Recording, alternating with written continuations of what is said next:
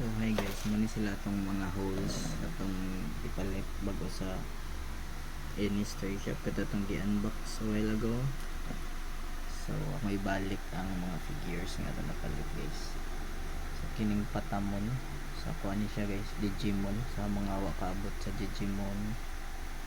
Ano siya sa na cartoons, dungan-dungan ni siya sa Pokemon guys. So muning kuan before pa ni evolve sa patamon. Next nga akong gipalit is kining Skull Panda nga art toy. So itong add sa itong Skull Panda nga collection. Next figure is kining Kamen Rider nga figure arts daw, not sure lang kaya pa na ako na research. Articulated ni siya guys, but nani siya yung mga missing parts. Next is kining Marvel Legends, siguro ni siyang Iron Man.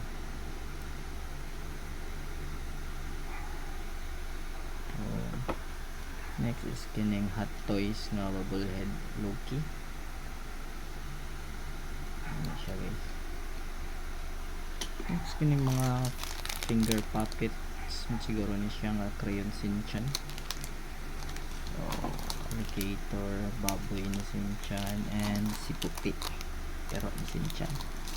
Next is kining blind box nga Gundam. So daghan kong napalit sa ilahan ni guys.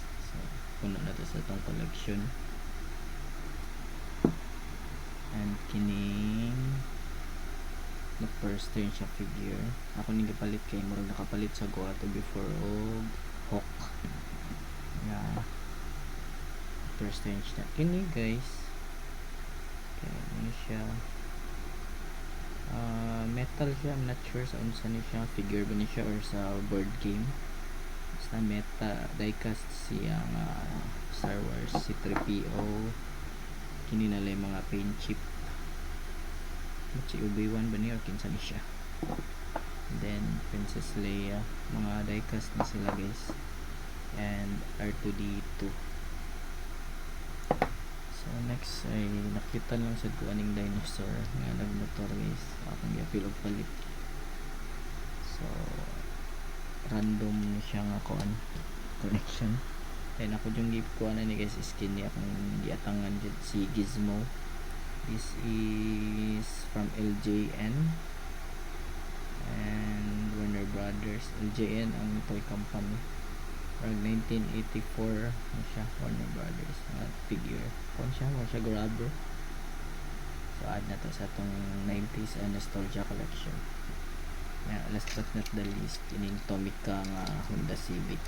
So sa itong mga loose nga diecast collection. Then gitagan ko nilang freebies guys. Kini wala siya markings. And another finger puppet. And that's it for this video guys. Salamat sa pagtanaw.